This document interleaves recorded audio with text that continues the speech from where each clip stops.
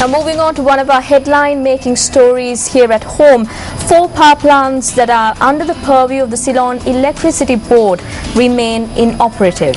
Now the first phase of the Norchole power plant remains inactive. However, engineers have attempted to connect phase 2 of the Norchole power plant to the national grid.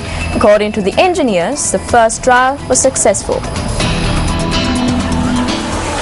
At a time when there are glitches at the Kalanitissa and Norchole power plants, the Ceylon Electricity Board released all water from the Mausikale reservoir for routine maintenance. This measure was taken as maintenance on the tunnel from Canyon to Lakshapana was required. Remnants of the old Maskalia town resurfaced when the reservoir was emptied.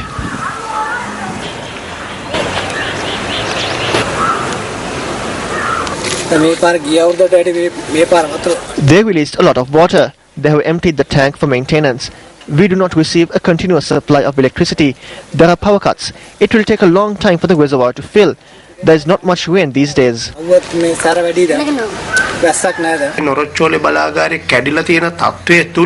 In a backdrop, when the Norchole power plant remains inactive, the generation of electricity is low.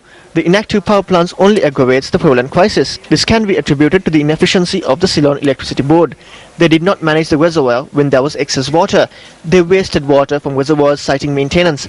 Such a situation has taken place in Mausikale. This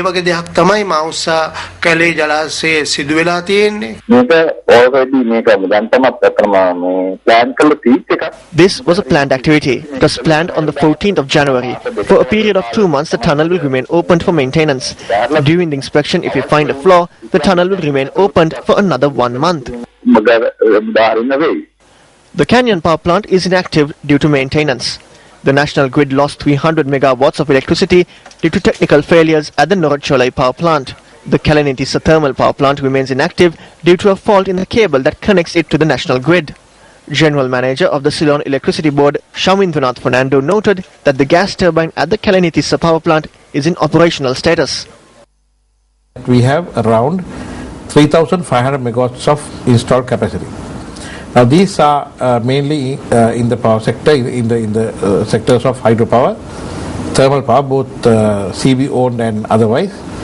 Now total demand in any particular day over the last week, if you say, never exceeded 2,000 megawatts. In fact, the highest maximum demand was 1,990 megawatts. But there's absolutely no need for any undue fear that we are short of generation and that we shall curtail power at any cost. If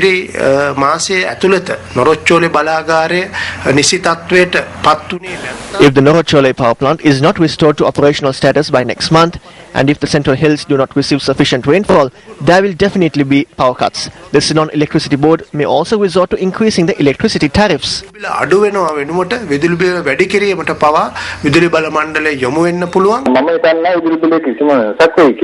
I doubt there will be a change in the electricity tariffs.